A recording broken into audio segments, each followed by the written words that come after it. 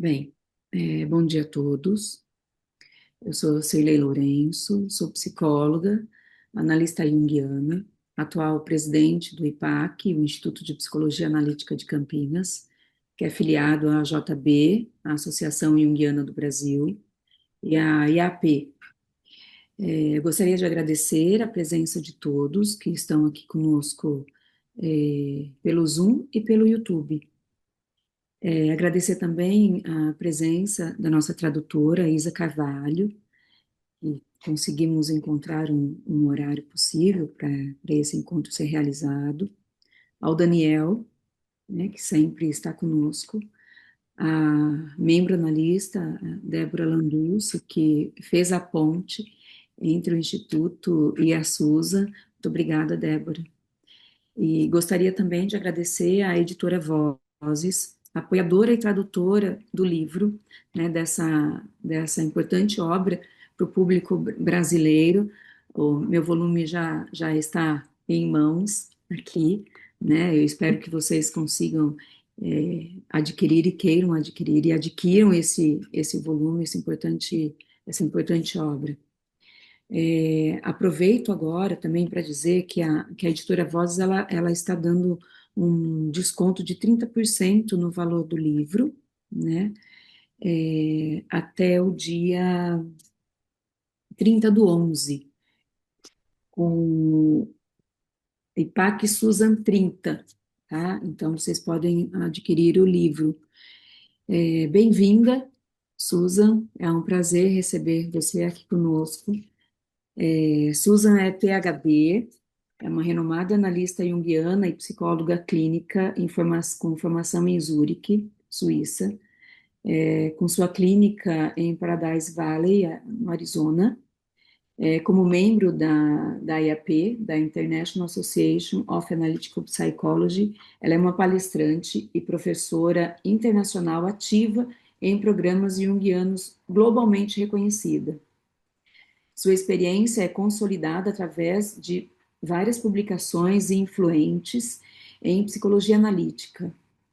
É autora do livro O Efeito da Ausência do Pai nas Filhas, Desejo Paterno, Ferida Paterna, de 2023, publicado no Brasil pela editora Vozes também.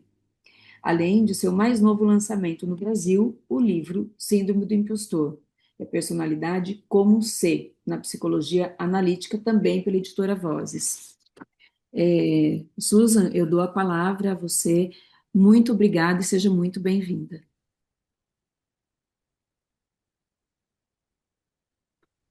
Thank you.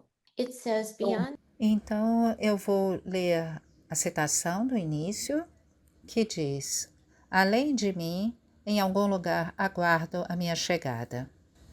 Com apenas uma semana de diferença, duas pessoas entraram em contato comigo, com o mesmo problema, uma sensação de vazio, presente, mas ausente. Elas verbalizaram que ninguém as conhecia, que nenhum dos pais, por exemplo, havia perguntado por elas, pois estavam absortos em si mesmos. Não existiam espelhos para elas e até hoje elas não se olhavam no espelho. Trata-se de uma pessoa complexa que sabe que é uma fraude. Há uma vulnerabilidade comovente e terna, crua e um potencial inexplorado. O impostor e o que aqui é chamado de personalidade como ser são definidos por uma questão central: quem sou eu de verdade? A resposta refletirá a identidade, com seus objetivos, propósitos e significados na vida. A identidade, nesse sentido mais abrangente, não é fixa, herdada ou inconsciente. A identidade de uma pessoa é uma questão de quem ela é e se reflete na vivência de suas paixões. A expressão como ser pode ser caracterizada pelo narcisismo de fachada, pela fragilidade, pela fraude e pela vulnerabilidade, delimitada por uma muralha de impenetrabilidade. velada por uma persona atraente, porém ilusória. Por trás de tudo isso, esconde-se uma precária noção de si mesmo. Viver de ilusões exige um contínuo esforço para restabelecê-las continuamente. Por fim, ocorre o colapso, pois o centro não consegue se sustentar devido à falta de apego ao núcleo, criando uma resposta vital desadaptativa. A energia é atraída para dentro para encontrar o que parece ser o vazio. Uma aparência e fingimento estabelecem uma distinção clara entre ser e parecer. O que está oculto e o que é conhecido. Essa pessoa tem uma relação empobrecida e desconfortável, emocional e fisicamente, com o mundo, embora sua aparência seja de glamour e brilho. É impossível suportar, mesmo que por um instante, ser visto de perto, sob a pele. Podem ser vistos como vencedores pelos outros, mas eles próprios sentem-se vazios por dentro, desiludidos, ansiosos, confusos e alienados. Subjacente a isso está um sentimento de desconfiança e falta de confiança. Preencher o vazio com pessoas, lugares e coisas tenta compensar a sensação de irrealidade. Esse vazio surgiu de traumas emocionais precoces e da falta de um vínculo afetivo adequado ou suficientemente próximo com cuidadores consistentes. Na vida adulta, essas pessoas se tornam performáticos, necessitando de atenção e aparentando superficialidade. A forma de relacionar com o mundo é através da imitação e das fachadas falsas, enquanto a adaptação como ser ocorre à custa da autenticidade. Parecem superficiais, como a tela das redes sociais. Uma divisão interna sinaliza estar preso a feridas inconscientes, pessoais, culturais e históricas. Estas incluem luto inacabado e ansiedades arquetípicas, evitando com distanciamento emocional, compulsões ou perfeccionismo esse contato. Essas pessoas se defendem contra os aspectos da realidade, preocupados com a ausência e com a perda que são considerados intoleráveis. Elas precisam das ilusões e idealizações dos outros. Constroem, assim, uma sólida e inflexível estrutura defensiva, porque não se sentem preparados para a vida. Emil sonhou o seguinte: percebo uma pequena porta na parte inferior do meu armário e noto que está destrancada. Fico preocupada porque durante todo esse tempo eu tranquei cuidadosamente as portas da frente e dos fundos do meu apartamento, sem nem saber que essa porta existia. É uma porta fina que separa a parede do meu apartamento do corredor. Me sinto vulnerável e tranco a porta. A fechadura é apenas um pequeno trinco de gancho e não me parece forte o suficiente para me proteger.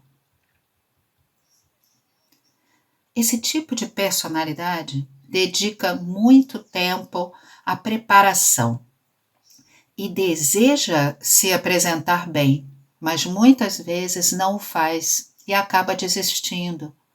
Parece sonhador, vivendo como ser, etéreo, sem sentir que importa muito. Magoado, não revela a ninguém tudo o que deseja e precisa. No entanto, se sente entediado com a rotina diária e a mediocridade, pois não há nada de emocionante ou glamouroso nisso. O mundo da fantasia o atrai mais, mas também nunca o satisfaz, e ele sempre quer mais. Emil disse: quando acordei no dia seguinte, deparei-me com a porta misteriosa que eu não conhecia nem tinha visto antes. Para Jung, isso representava o encontro com a verdade nua e crua. E era positivo, porque o lado sombrio também faz parte da psique como um todo. No entanto, a descida ao inconsciente é, como Jung disse, é uma porta estreita, cuja passagem é dolorosa. O sonho comoveu profundamente Emil, despertando-o para algo esquecido ou ignorado. Ele ficou intrigado, mas também assustado, pois pensava ter sido cuidadoso e estar preparado, mas havia deixado a porta aberta. Como isso aconteceu? E o que poderia representar? Um único sonho como este, notável por sua surpresa, poder e simplicidade, pode mudar completamente o humor e as intenções para o dia, para a semana e para o futuro próximo. Na análise, o refletor é o sonho, que pode espelhar a psique na realidade e a realidade na psique. Enquanto conversávamos, Emil percebeu que ele havia estado defendido de aspectos que considerava vergonhosos, que o reprimiam inconscientemente. Isso fica evidente pela porta mal trancada, o que é ainda mais perturbador, porque ele nem sequer sabia disso. Se estivesse trancada, ele se sentiria seguro. Mas e agora? Para auxiliar na conquista da individuação e de uma conexão mais profunda com a vida, o sonho que ocorre no início do processo analítico o conduz a um autoconhecimento. Na verdade, ele não estabeleceu medidas adequadas de segurança interna. O comportamento dele tem origem em elementos agressivamente autodestrutivos, ocultos da consciência dos outros. Preocupado por estar ficando para trás, ele se sente derrotado e perdido. Ele fica preso em ciclos de pensamentos negativos, autodepreciativos, a ponto de se paralisar, incapaz de encontrar seu lugar no mundo ou o que desenvolver. Devido à confusão interna, a falsidade toma conta e ele se torna um impostor de si mesmo. Seu discurso interior é composto pelos eus que ele deveria se tornar, mas não por quem ele é. Há dissociações entre mente e corpo à medida que a personalidade desaparece. A autocrítica negativa torna a realidade decepcionante e repleta de expectativa de rejeição. Ele é um espectador da vida, distanciando-se dos outros e presumindo que sejam mais inteligentes, mais atraentes e melhores, sente-se separado por um muro que não consegue escalar. Essa é uma citação de Virginia Woolf, romancista britânica do século XX. Pois não há nada a que me agarrar. Sou feito e refeito continuamente. Diferentes pessoas extraem palavras diferentes de mim. Tem havido uma escassez de descritores e também de atenção séria à personalidade como ser, ou impostora na literatura psicológica. Isso reflete uma falta de profundidade psicológica ou de curiosidade em relação à complexidade desse tipo de personalidade. Os termos e descrições popularizados, sem o foco simbólico ou sem a inclusão do inconsciente, deixam a pessoa presa num dilema de dor e angústia. Jung descreveu isso da seguinte forma: Uma consciência inflada é sempre egocêntrica e consciente de nada além de sua própria existência. É incapaz de aprender com o passado, incapaz de compreender os eventos contemporâneos e incapaz de tirar conclusões corretas sobre o futuro.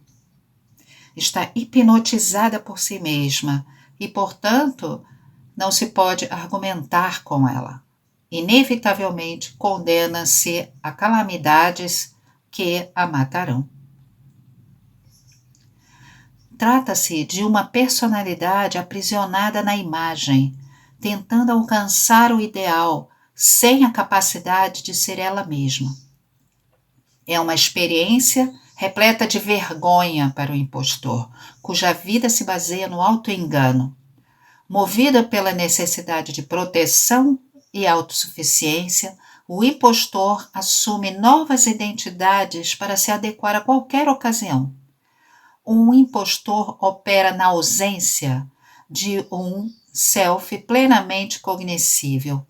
Essas pessoas, muitas vezes de alto desempenho, temem ser descobertas ou desmascaradas como incompetentes ou incapazes. O sucesso não pode ser alcançado ou mantido de forma sólida, porque a personalidade está enfraquecida internamente e a identidade fragmentada.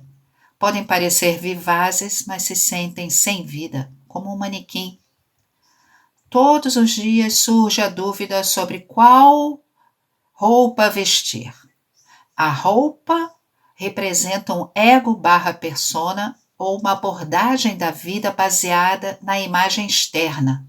A persona parecerá intacta, mas por baixo a personalidade estará em frangalhos.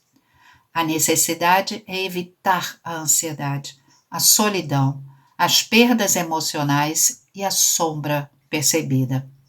O encontro consigo mesmo exige, na prática, um encontro com a própria sombra, na qual, como Jung disse, o homem se apresenta como realmente é e mostra o que estava escondido sob a máscara da adaptação convencional. A fuga é da realidade, para que não seja preciso enfrentá-la, pois nos sentimos impotentes para lidar com ela. A criação desses mundos alternativos impede o acesso ao interior, essencial para a autopreservação. A identidade se transforma para agradar, destacar-se ou se encaixar, mas basicamente para evitar profundidade e visibilidade. O verdadeiro self torna-se inacessível, tão ocupado em cumprir restrições impostas pessoal, cultural e socialmente. Quer seja notada ou não, essa pessoa está escondida, mesmo estando à vista de todos. A sombra do impostor tomou conta. O afastamento do próprio núcleo afetivo implica na perda de contato com um eu autêntico, o que leva ao isolamento dos outros. Um eu independente ou onipotente se convence de que não precisa de ninguém devido à percepção de ausência de segurança. O self, então, é sentido como frágil e vulnerável, vazio e morto, como se nada existisse. A escuridão interior, a sombra, o potencial e a energia jazem ocultos sob a superfície, fazendo com que a pessoa pareça frágil, vazia e falsa.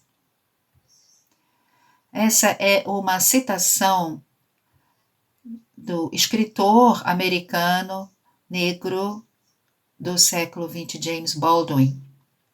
Esse choque entre a imagem que se tem de si mesmo e o que se realmente é sempre muito doloroso. E há duas coisas que você pode fazer a respeito. Você pode encarar o choque de frente e tentar se tornar o que você realmente é, ou você pode recuar e tentar permanecer o que você pensava ser, o que é uma fantasia na qual você certamente perecerá.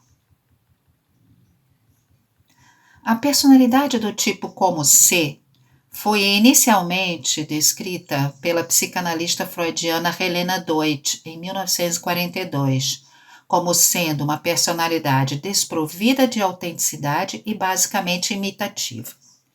Ao traçar a história desse construto psicológico, nota-se uma falta de atenção na literatura psicanalítica. A descrição original retrata uma pessoa com uma relação emocional empobrecida ou ausente, tanto com o mundo interior quanto com o mundo exterior. Deutsch tendia a descartar essa personalidade como meramente superficial, um tipo impostor e sem profundidade. No entanto, Hester Solomon, analista junguiana britânica, descobriu que existe uma autenticidade oculta, onde as mágoas e os traumas permanecem. Uma profundidade de carência emocional e sofrimento existe sob a fachada. A adaptação por meio da mímica é construída desesperadamente para obscurecer e se defender daquilo que pode ser conhecido. A pessoa que vive no como ser muitas vezes sente-se dividida internamente e isolada dos aspectos mais profundos do self, especialmente da experiência corporal. O comportamento de alguém torna-se destrutivo, indicando um conflito interno. Ao não registrar as necessidades corporais básicas ou ao tratar o corpo como objeto distante, a relação entre corpo e self torna-se fragmentada. A vida, então, é como estar por um fio, com um nó na garganta, em um frenesi, sem conseguir o que se deseja, atormentado por inseguranças. Essas pessoas se mantêm firmes por meio de rotinas e horários a seguir, em vez de confiarem em seus instintos naturais. Elas se descentram facilmente, perdem o equilíbrio. Diante de qualquer indício de negatividade e tristeza, essa pessoa pode começar a se retrair e criar fachadas para se proteger, de modo que ninguém perceba seu verdadeiro eu. Inconscientemente, se vê subjugada pela separação de qualquer autenticidade. O self se constrói erradicando qualquer imperfeição ou problema e ocultando os aspectos sombrios. Essa fabricação é um artifício de imagem, enquanto o real recua para um segundo plano. Permanece uma tensão entre o público e o privado. Como Jung disse, se sentisse apenas resistência, não seria tão ruim. Na verdade, porém, o substrato psíquico, esse reino obscuro do desconhecido, exerce uma atração fascinante, que ameaça se tornar cada vez mais avassaladora quanto mais penetra nele. Uma das características marcantes da personalidade como C é o perfeccionismo. Exclui-se tudo o que possa desagradar e busca-se evitar tudo o que possa ser interpretado como dissonante ou disforme. Essa pessoa é atraída pelo alívio da fantasia. Cria imagens, ideias e eventos para encobrir as supostas falhas de personalidade. Há muita vergonha e pânico a serem escondidos e negados. Ao buscar a perfeição, adotando uma persona de confiança e segurança, a pessoa se torna falsa. A busca pela perfeição nunca é suficiente e, inevitavelmente, se transforma em algo destrutivo. Nada nem ninguém é bom o suficiente ou dura o suficiente. O que há de bom se dissipa facilmente em cada novo esforço necessário para sustentar a personalidade. Essa autoilusão pode ser uma reação a traumas de infância, expectativas culturais ou uma resposta inconsciente a questões transgeracionais. Parecer perfeito torna-se uma estratégia para sobreviver emocionalmente e lidar com a situação persistente de desconfiança no ambiente em si mesmo e nos outros. Um vazio angustiante sinaliza a falta de uma identidade segura e a negação da realidade além do mundo interior de destruição. A pessoa está sempre inquieta e precisa de validação e avaliação positiva dos outros. É preciso ser impecável e sem defeitos. Caso contrário, o desespero e a derrota a consomem. A sensação de identidade sólida é facilmente abalada pela antecipação do abandono por qualquer deslize. Angustiada com o mínimo detalhe e avaliada como tendo um desempenho ruim, essa reação se baseia na baixa autoestima e na sensação de estar vulnerável, sem reservas ou defesas para superar as dificuldades. Pensamentos e ações autodestrutivas são confrontados com padrões imaginários de perfeição. No entorpecimento progressivo do self, entra-se numa espécie de peregrinação, repetindo as perdas originais enquanto se escapa da introspecção. Os relacionamentos são baseados em disfarces e inautenticidade aprendida. Embora social e com a apresentação esperada, aparentemente capaz de demonstrar afeto, a profundidade emocional é atrofiada e a pessoa sente-se incapaz de se revelar ou de ser vista com segurança. Existe também a questão do auto-ódio, que indica uma divisão básica entre o ego e o self, quando o ser espontâneo da pessoa é sempre odiado, temido e atacado. A necessidade frenética é evitar o impacto da vergonha e do ódio a si mesmo, e não é facilmente erradicada. O ódio é paradoxal. Ele surge de origens traumáticas e envolve mecanismos primitivos de defesa do self, mas se manifesta em um nível sofisticado de consciência, onde fragmentos do ego se coalesceram, ainda que de forma distorcida, para formar um complexo fixo. Em outras palavras, o ódio a si mesmo, impulsionado pelo perfeccionismo, faz com que a pessoa fique paralisada, separada de si mesma por dentro. Culturalmente, as redes sociais e o foco superficial representam uma falta de busca pelo autoconhecimento. A identidade não pode ser encontrada por trás das máscaras dos retoques das redes sociais. A crescente desconstrução da identidade é acentuada pela persona, criada para o mundo das redes sociais.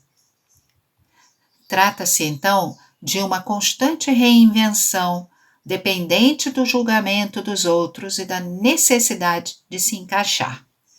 Nenhuma versão completa de si mesmo é oferecida ou aparentemente desejada. Em vez disso, o falso eu e a fachada da persona abrigam a identidade.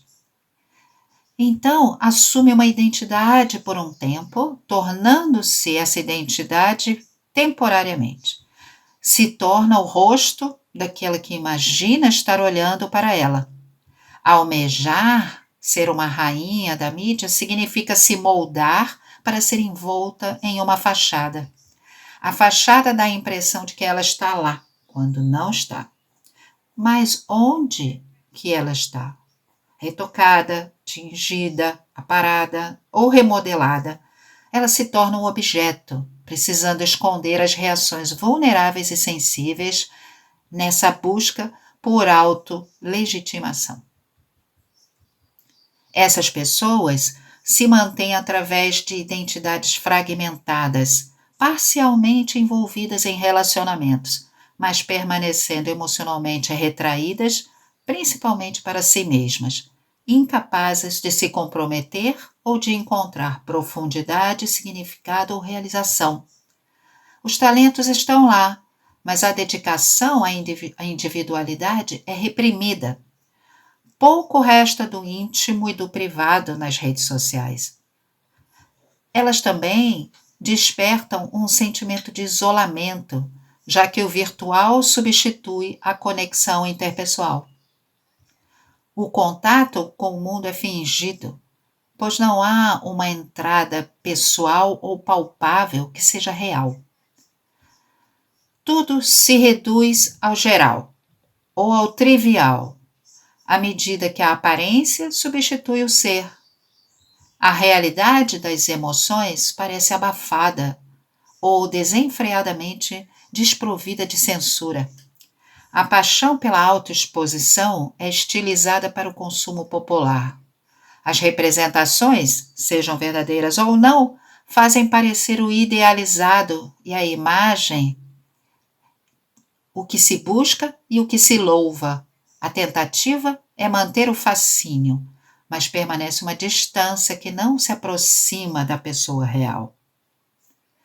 Se o verdadeiro ego for muito fraco e viver sob as máscaras do falso self, como então pode-se começar a integrar a sombra? Essa é uma outra citação da escritora americana Susan Sontag, também do século XX.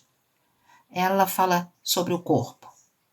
Corpo vivo monstruoso, o gigante adormecido que desperta, vomitando destruição e depois mergulhando novamente na sonolência. Expulsa a medula dos seus ossos e derruba a sua alma.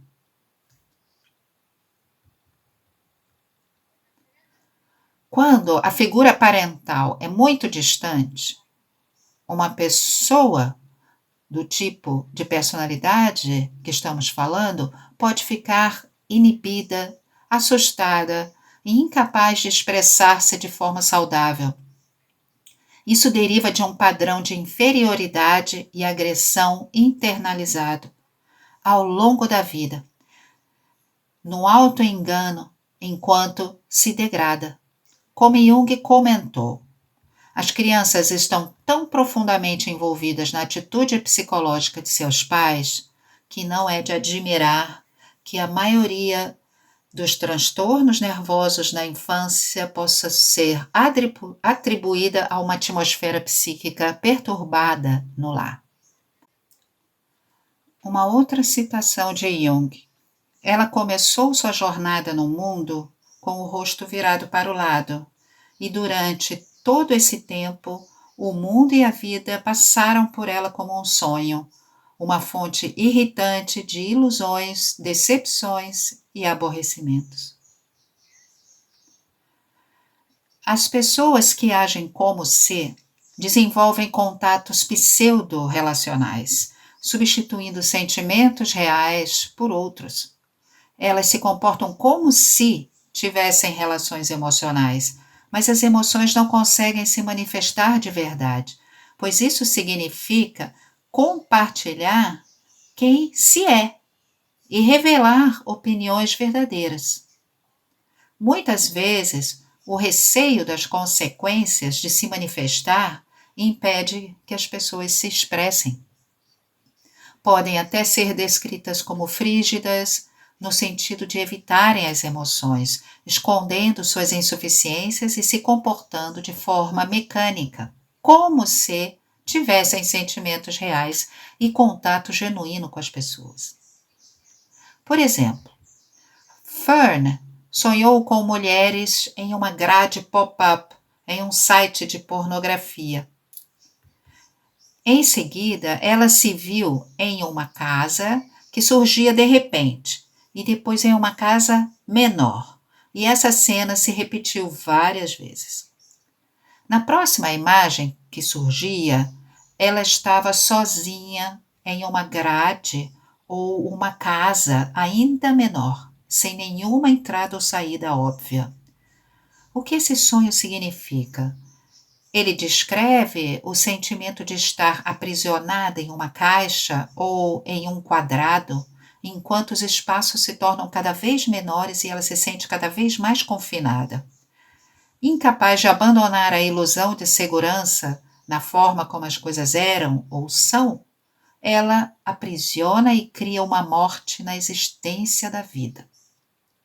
A cena do sonho se passa em um site pornográfico e ela está aprisionada em algo sexual, mas desconectada e confinada na caixa.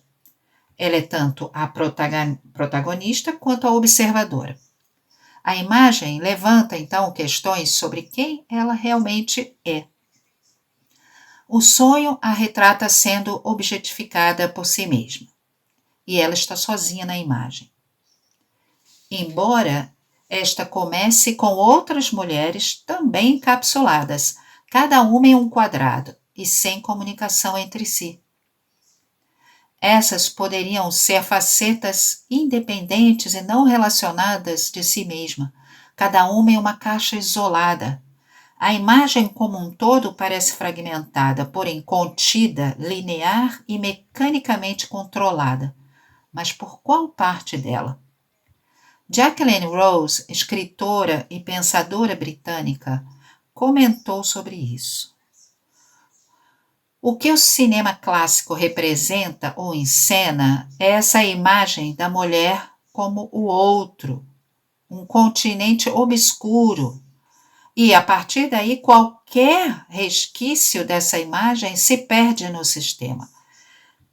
Ao mesmo tempo que a sexualidade é congelada em seu corpo como espetáculo, o objeto do desejo fálico e ou da identificação. Aqui, o corpo expressa distância, desconexão por trás da sexualidade que busca atrair atenção, mas que se esconde atrás de uma tela. Será que esse corpo expressa a fragilidade do self? Poderia representar estados desencarnados de morte psíquica e impacto no relacionamento de uma pessoa com o mundo. Perturbação nessa questão da posse e da imagem corporal. O corpo é objetificado e entra em conflito com a necessidade de encontrar o próprio eu através do físico. Como retratada em seu sonho, o corpo de Ferne é usado como objeto para afastar as pessoas. Ela anda por aí querendo ser notada, ser melhor que os outros, mais magra, parecendo mais jovem, mais inteligente. Independente de tudo, seu foco principal é chamar a atenção, mas precisa ser à distância. Ela sabe que ninguém a conhece de verdade e se contenta com isso, mas às vezes se sente muito, muito sozinha. Esta é uma mulher talentosa, intelectual e eloquente, mas rápida em rejeitar e se tornar fria.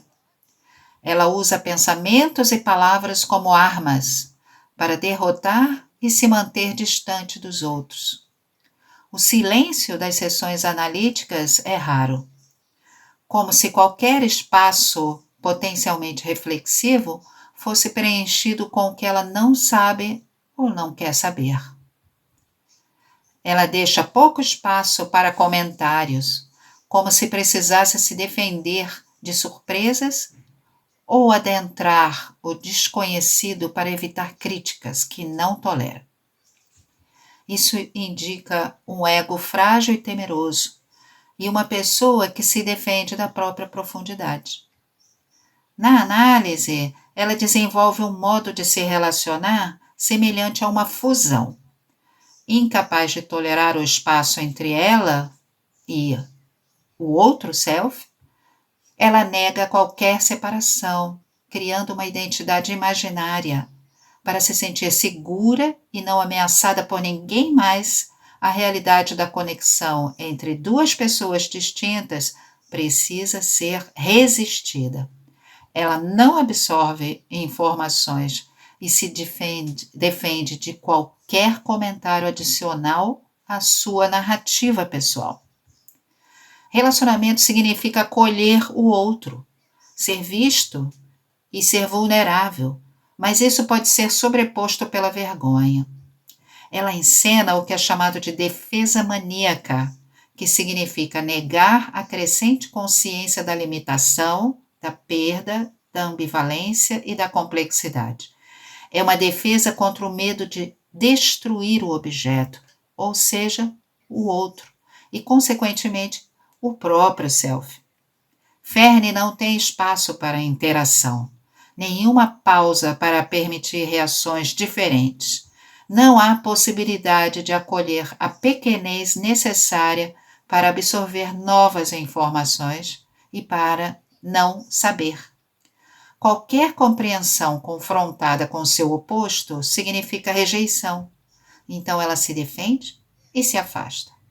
Nisso, Ferne parece onipotente e não precisar de ninguém, sozinha, como na caixa do sonho.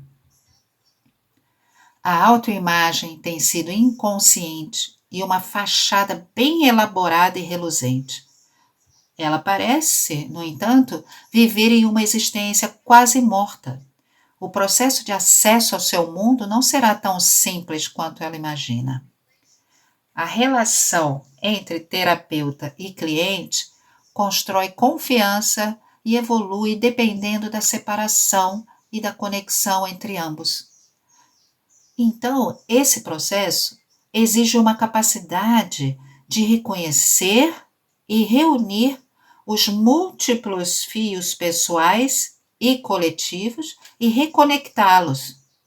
As transferências visam encontrar uma maneira atenciosa e sensível para que os participantes pensem, sintam e imaginem juntos. No entanto, Ferne é dominada pelo medo e pela ansiedade, sentindo que não consegue sobreviver com outra pessoa e, em vez disso, concentra-se na solidão. Cada sessão de terapia é uma avalanche de material, repetidas vezes as mesmas histórias. Ela não pode deixar que nada ameace sua frágil autoestima. Sendo assim, sua apresentação se torna uma torrente a ser desviada. Aprendeu com a forma como seus pais a tratavam. Ferne, então, tem dificuldade em se doar genuinamente ou em responder de forma flexível e adaptativa ao comportamento de qualquer outra pessoa. A ruína que ela teme em sua mente é diferente da sua percepção de controle. Ela minimizou, em tom de brincadeira, o desrespeito que sofreu na infância ao descrever um pai que comparou ao líder russo Putin, que assumiu o controle sempre de forma agressiva, invasiva, rompendo limites e dizendo o que é seu é meu, e não deixando espaço para Ferne. Ela relatou uma imagem de si mesma correndo entusiasmada em direção ao pai, que disse que Ferne estava sendo constrangedora com a sua empolgação e que deveria ficar quieta. Ela recuou e se lembrou de reuniões familiares, brigas de bêbados, gestos grosseiros e do pai com linguagem alta e abusiva. Ela se escondia debaixo da mesa, assustada e sozinha. Essa figura paterna não oferecia apoio, nem uma maneira de se relacionar com a energia masculina, a não ser sendo invisível. Desse pai autoritário surgem os temas da insegurança pessoal, da falta de amor, da fragmentação e desintegração do self e do silenciamento da voz. Frustrada e perdida, tudo parecia impecável por fora, mas por dentro era um caos de privações que ela não conseguia expor. Nenhum dos pais se certificou de que havia comida em casa, e envergonhada, ela não contou a ninguém. O abandono foi o que Ferne experimentou enquanto estava sendo envolvida pelas expectativas da mãe. No entanto, a mãe não ensinou nada sobre o feminino, o maternal, ou o que significa ser uma pessoa. Tanto física quanto emocionalmente, nenhum dos pais conseguiu ou quis confirmar a identidade ou a autonomia de Ferne. Ela era como na história da pequena vendedora de fósforos, sozinha na neve do inverno, com frio, entre os prédios escuros, como se fossem os pais, e as luzes totalmente apagadas. Ela fica cada vez mais com frio, cada vez mais sozinha, incapaz de se aquecer. Fica sem fósforos para se aquecer e infelizmente morre no final, esquecida no frio e com as pessoas passando apressadas sem notá-la. Da mesma forma, Fanny ficou com necessidades de dependência não atendidas e permaneceu sozinha, como se também não existisse. Seus relacionamentos com amigos e parceiros eram baseados nela ser a estrela, uma artista, dançando rapidamente para confundir qualquer um que tentasse furar suas defesas. Se ela estiver suficientemente protegida por uma organização que se tornou extremamente defensiva, ela não vai precisar mais sentir. Da mesma forma, isso acontece no trabalho analítico. Eu, como analista, com minha presença, disponibilidade e questionamentos, sou percebida como uma ameaça à sua frágil autocoesão. Fern era concreta, precisava do literal. Ela não via sentido nas coisas. Por que estava presa? O que a bloqueava por dentro? As feridas dos relacionamentos anteriores a distanciaram de si mesma, e ela vivia sem profundidade. Entorpecimento, perda de paixão, necessidade de manter a certeza. Como muitas pessoas que vivem um como se, Fern não conseguiu escapar da velha e familiar estrutura de relacionamentos. No entanto, por meio do trabalho analítico, há momentos em que ela emerge do seu retiro psíquico de singularidade, não mais negável.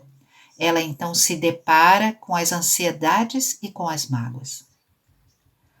O processo psicológico exige paciência, quando o desmascaramento da realidade conota uma ameaça ao ego/persona em que ela tanto se apoia. Por trás da fachada cuidadosamente calculada, que retrata inocência e encanto, jazia a terna vulnerabilidade que ela aprendeu a reprimir. Aqueles que são privados de reconhecimento sofrem e são condenados a nutrir graves sentimentos de invalidação de sua humanidade e a viver em virtual solidão. A necessidade de amor incondicional, a ansiedade em relação à hostilidade esperada e a possibilidade de rejeição têm sido a norma. A pessoa que vive no como ser reside num mundo de esterilidade e inquietação. Isso se coagula num vazio, fomentando a ansiedade e vícios de todos os tipos que consomem tempo e energia, desviando-as de si mesmo. Por necessitar de aprovação constante dos outros e estar tão absorta em seus próprios objetivos, ela geralmente não enxerga ninguém além de si mesma. Pode parecer o contrário, mas ela não tem consciência de outros universos além do seu. A pessoa como se não desenvolveu a capacidade de lidar com a complexidade, a ambiguidade, a melancolia, a desorientação e a decepção, assim como com o prazer. Atender ao chamado da própria natureza significa reconhecer os aspectos marginalizados e caóticos, bem como a alegria e o entusiasmo. Partes que nos tornam reais e definem nossa singularidade. Em vez disso, Fern se tornou uma femme fatale, uma mulher ânima, posando sem realmente conhecer o amor, apenas buscando atenção. Tudo isso escondia a ansiedade em relação à aparência física e psicológica, sentindo-se frágil e vulnerável na presença dos outros. No confronto com a alteridade, ela se vê enredada no desejo e na carência, e isso inicia uma luta por reconhecimento. A pessoa como se rapidamente intui sua própria deficiência, unilateralidade, singularidade, ameaça, e parece haver algo que, embora pertença à sua própria essência, lhe falta. Fern se distancia com uma sensação de imobilidade e impotência, enquanto a recusa em se unir a ela é defensiva e estagna tentativas de lidar com pensamentos negativos, isolando-a de uma gama de afetos. Ela tinha uma capacidade prejudicada de simbolizar, lembrando-se de poucos sonhos e demonstrando uma atitude desdenhosa em relação ao valor deles. A informação descontrolada não era confiável, e ela então se afastava do desconhecido. Ela se recusava a ser perturbada pelo desejo, pois o mundo precisava ser tranquilo e previsível. Fern continuou com o sonho de estar na caixa, num site de pornografia. Ela queria conhecer um pouco de si mesma, mas não muito. Era apenas o suficiente para encontrar as palavras certas e parecer psicologicamente consciente. Será que ela continuará com essa fachada? Ela fazia uma cirurgia plástica atrás da outra, parecendo cada vez mais artificial, sinalizando um distanciamento crescente de si mesma. Se o vazio tinha se internalizado de forma tão sólida, não havia mais curiosidades sobre quem ela realmente era. Parecia que isso jamais seria descoberto. Mais uma vez, uma citação de Jung. Se um homem abraça sua totalidade, ele pode evitar as consequências infelizes da individuação reprimida. Se ele assume voluntariamente o fardo da completude, não precisa se deparar com ela acontecendo contra sua vontade e de forma negativa. O self e o mundo estão desconectados para a pessoa como ser. Desorientada, para onde que ela se volta? A psique busca se completar, manifestar-se em modos superiores de consciência. O processo começa com reflexão, tempo e exame interior, num ciclo para que ela se reencontre. A busca pela plenitude é um processo orgânico de desenvolvimento e relacionamento, que busca dar sentido às perdas, aos anseios, às necessidades e às ansiedades. O objetivo do trabalho junguiano e o desafio da personalidade como ser é encontrar, dentro do como ser, a fragmentação e a desunião como oportunidades para uma reprogramação única. Emil sonhou, o homem do qual eu falei, sonhou que estava em uma praia e 3 homens com capas pretas, acompanhados por um bando de pássaros negros, passaram por ele. Um dos homens colocou um livro com a capa decorada, com joias e as páginas em estilo manuscrito antigo. Ao pesquisar a imagem na internet, ele descobriu que se tratava de um códice alquímico da Idade Média. Essas são imagens poderosas para explorar e desvendar, levando-o ao mistério de si mesmo. Contudo, ele ainda não apreciava a riqueza de sua psique, nem a profundidade de compreensão que poderia adquirir. Ele ainda não percebia o valor do códice, ou o conhecimento que ele continha, surgindo em seu sonho. Mesmo assim, ele sabia que o aparecimento desse símbolo onírico era importante para guiá-lo mais para dentro de si mesmo. A psicologia analítica junguiana, com seu uso de símbolos e sonhos que revelam significados nos complexos, incentiva a jornada de conexão consigo mesmo e com os outros.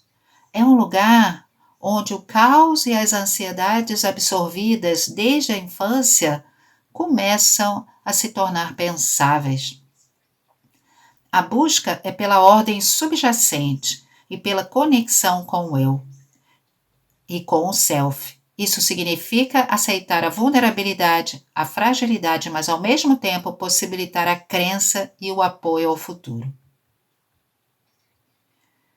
E eu termino com uma citação do escritor alemão Rilke. Descobrimos, de fato, que não sabemos qual é o nosso papel. Procuramos um espelho, queremos remover a maquiagem, eliminar a falsidade e sermos reais. Mas em algum lugar, um pouco da farsa ainda permanece em nós, algo que esquecemos. Então, eu vou agora terminar a apresentação dos slides e ver com vocês, checar se tem alguma pergunta. Susan, muito obrigada por sua fala. Eu estou aqui impactada com tudo isso que você nos apresentou.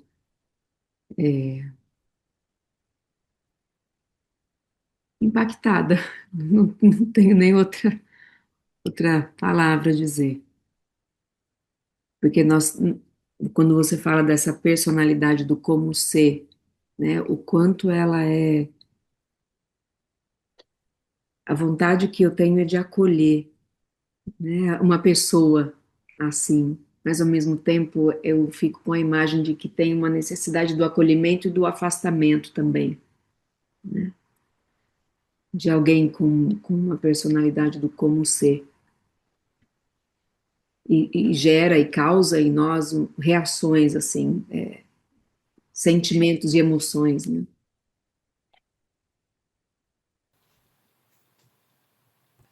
Muito obrigada. Eu apreciei seus comentários e eu concordaria. E eu acho que essa é uma personalidade que deseja ser conhecida, mesmo que seja muito difícil conhecer essa pessoa, mas eles desejam isso, e é assim difícil, porque eles não conheceram a intimidade a partir dos seus cuidadores originais. E também eu acho que nós carregamos conosco alguns desses aspectos dentro de nós. Apesar de eu ter falado de outros, eu diria que todos nós temos esses aspectos, claro que em diferentes extremos. E é muito importante que a gente não simplesmente considere isso como algo do outro ou distancie de quem nós somos, porque o processo analítico, sim, é um eu e um outro. E talvez eu possa dizer que aquela pessoa não sou eu, não pode ser eu, estamos automaticamente criando uma distância no processo analítico. Outra coisa que eu adicionaria é que, apesar do exemplo de Fern, foi de alguém que, na verdade, chegou até um certo ponto. O exemplo também de Emil foi alguém que se aprofundou mais, e isso sempre acontece. Algumas pessoas estão mais prontas para a profundidade de si mesmo e outras não. E vão para um ponto diferente e vão retomar mais adiante no futuro. Mas o que eu também acho muito fascinante é que no início dessa definição foi apenas atribuído esse tipo de personalidade a mulheres e não a homens. E eu acho que não. Acredito que realmente não importa o gênero identificado. Estou dizendo isso porque, de certa forma, nós crescemos com essa ideia de que mulheres são superficiais, as mulheres não são profundas, as mulheres não podem aprofundar questões, isso, de certa forma, desvalorizando-as, e isso, na verdade, eleva a possibilidade de que qualquer pessoa pode trabalhar nas suas profundidades e chegar a um ponto.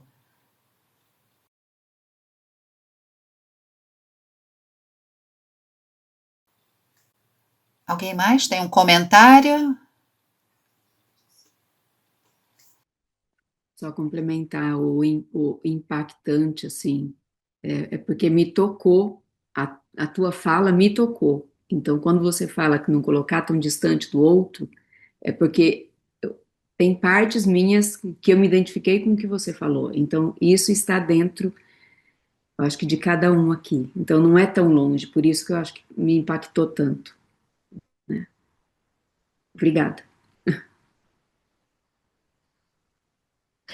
Yes, and the other, in addition to what you said, E também, adicionando mais uma coisa que eu acho muito interessante sobre como que as pessoas olham para essa síndrome do impostor ou a personalidade como C, mais uma vez, como uma personalidade superficial apenas, apenas na rede social ou apenas na aparência exterior. E eu acho que isso é muito mais defensivo, talvez uma adaptação para se esconder atrás, mas não significa que a pessoa não tenha uma profundidade valiosa que talvez a gente queira convidar para a nossa ambiente terapêutico. E, possivelmente, essa profundidade ainda não tenha sido vivenciada.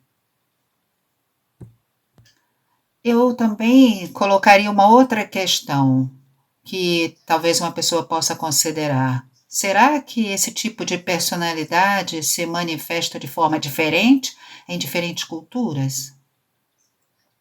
Eu fico aqui imaginando.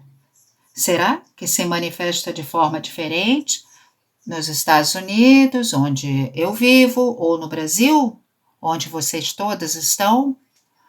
E eu não tenho certeza, eu só gostaria de levantar a questão como uma possibilidade, porque culturalmente falando, nós crescemos, como eu posso colocar, apreendendo a nossa própria cultura. Nós não crescemos apreendendo outras culturas. Então, como então que esse tipo de personalidade se manifesta em cada cultura? E seria diferente? É o que eu acho, mas não sei. É algo que nós podemos considerar que todos nós somos seres humanos, pessoas, mas nós temos essa questão diferencial da nossa cultura. E isso é para honrar. Por isso que eu estou mencionando, porque é muito bonito que a gente tenha semelhanças, mas também que a gente tenha diferenças. E isso também é onde a personalidade como ser, ela se sente numa armadilha, porque ela quer muito ser a mesma, porque é muito mais fácil se a pessoa for sempre a mesma. Você não tem que lutar quando você é sempre a mesma. Você pode dizer, você sabe do que eu estou falando, e pensar que a pessoa sabe. Mas e se a pessoa não sabe? E se a pessoa não sabe? Então, eu acho que cria esse desafio para a gente de prestar atenção. Sim, somos semelhantes, mas somos diferentes. E é verdade, em relação a todas as pessoas que nos procuram, assim como o respeito e a honra em relação a qualquer um que tente entender o que está acontecendo dentro deles mesmos. E não é tão fácil para esse tipo de personalidade, por causa das camadas de vulnerabilidade, de defesa, de medo e falta de experiência e de intimidade. Bom, Eu não sei se eu vou pronunciar bem o seu nome, Fafá. Tá certo? Ok, Fafá, pode ir. Desculpa. Bom dia, Susan, bom dia a todos, Cirlei. Eu tenho uma questão aqui, é o seguinte, a gente pode dizer que essa personalidade como ser, né, ela precisa de uma companhia, ou então de um outro, literalmente, que seja um ego mais frágil, assim, ou companheiro, ou como amigo, para manter a sua persona. Por causa do. Quando você citou o vazio dentro dela, é como se ela precisasse de um outro mais fraco, entre aspas, para ela ser forte, para ela se sentir forte. Entendeu? Assim, não sei se eu me fiz. é, Deu para entender? Tá. Uhum. Obrigada. Yes, yes. I think I Sim. understand. Sim, sim, acho que eu entendi o que você disse. Eu diria que eu não tenho certeza que o analista ou o terapeuta possa ser maior, mas talvez saiba como lidar com o inconsciente. Bom, eu vou colocar dessa forma, mas também que, com frequência, a personalidade como C ou da síndrome do impostor também tem uma camada extra de narcisismo. Então, nós temos o narcisismo no sentido de que existe um modo singular de se apresentar ao mundo, isto é, existe essa conexão com o outro que as pessoas aprendem a partir da solidez do seu self e ser capaz de aparecer. E não apenas se retirar para o próprio mundo. Com frequência, eles são muito singulares. Se vocês observarem as imagens que eu apresentei, as pessoas estavam sempre sozinhas, sempre sozinhas. E esse é o mundo interior da personalidade como ser. Eles se sentem sozinhos. Então você pode dizer que o ego não teve uma chance de estar com o outro sólido. Então, na análise, o que a gente faz? A gente dá à pessoa a chance de estar com. É um lugar de estar com. Sair do retiro de uma resposta narcisista para a vida. Ok? Sim, Ok. Okay. Thank you.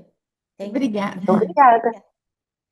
Obrigada. Alguém mais tem algum comentário? Alguma pergunta? Desculpa, a Lunalva, ela coloca aqui no chat. Agradeço e acho extremamente importante sua contribuição. Seu estudo e prática nos localiza e denuncia com cuidado o perigo da falsa proteção sob cascas geladas que nos isolam na medida em que escolhemos as caixas, nas quais elegemos com o que e quem nos relacionar. Gostaria de. Olá, muito obrigada. Me sinto Wait, muito feliz. wait 1 second. 1 second. One more quote. And I Só um minutinho, só um minutinho. Só mais uma citação, e eu falo isso porque é uma escritora brasileira. Eu vou falar em inglês e vamos ver se você consegue traduzir para o português. É de Clarice Lispector, que escreveu isso no livro A Paixão segundo GH. Isso que ela diz, e eu acho que se aplica à personalidade como ser. Ela escreve: algo que eu não entendo estava acontecendo. O que ela queria? Aquela mulher que sou eu. O que estava acontecendo? Como que eu posso explicar isso para você? De repente, todo mundo. E lá estava eu, tremendo de fadiga, como se o mundo pesasse nos meus ombros, como se eu chegasse a uma tensão de que eu não sabia que aquilo sempre foi meu. Temos uns deslizamentos de terra, temos cavernas que colapsam sob o peso de camadas estratificadas e arqueológicas. Preciso que tenha alguém que entenda e que esteja dentro de mim mesma, ou que eu precise criar esse alguém que vai entender. Então, muito obrigada a todos, agradeço a presença de vocês, tenham um lindo dia. Yeah, yeah. Você quer... Sim, Lunalva, pode falar. Na verdade, todo o tempo, além de me situar dentro da clínica, dentro da minha própria psique,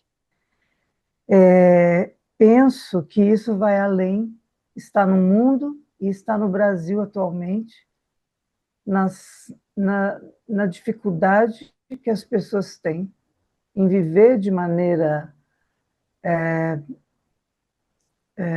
a promover o encontro de alma, né? Fechadas em ideias e cada vez menos, ou melhor, cada vez mais afastadas da relação com o próprio self. Eu acredito que o seu trabalho também nos leva a refletir o momento atual do ser humano, cada vez mais guardado em cascas geladas. Obrigada. Sim. Thank you very much. And Muito obrigada.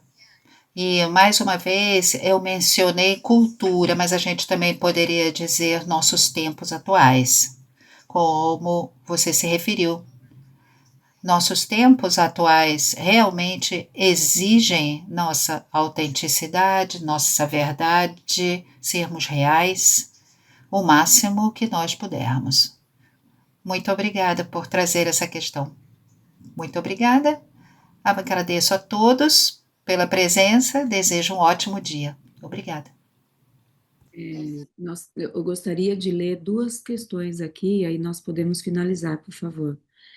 Débora Denami Rebelo, o medo de envelhecer e obsessão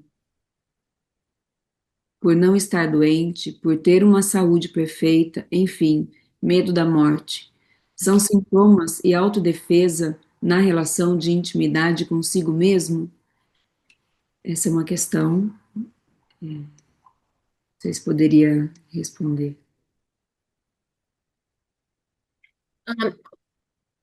yes, Isa, it Sim, broke up a bit. Isa, cortou um just- pouquinho. Será que você pode me passar a essência da pergunta? Oi, Isa? Sim. Yes. Ok, peguei. Ok, I got entendi. it. Sim, obrigada. Muito bem. Parte da questão da personalidade como C, da síndrome do impostor, tem a ver com o medo do envelhecimento e também, não medo, isso digamos assim, o não acessar a beleza do que significa ser uma pessoa ao longo de toda uma vida.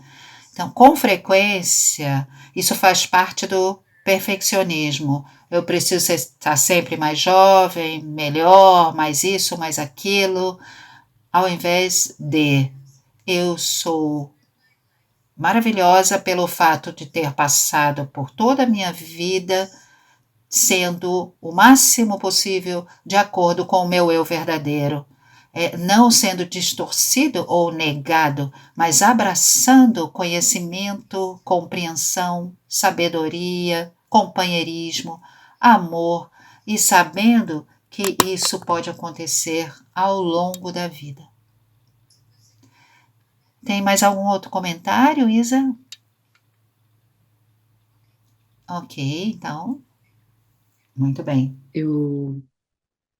Nós temos aqui, obrigada, foi muito rica a apresentação, ouvir sobre a sombra, como reconhecer esses sentimentos e olhar novas possibilidades.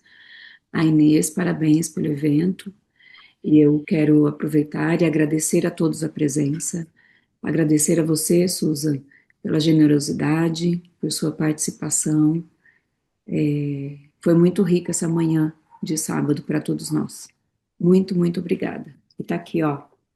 Parabéns, parabéns. Obrigada. Thank you.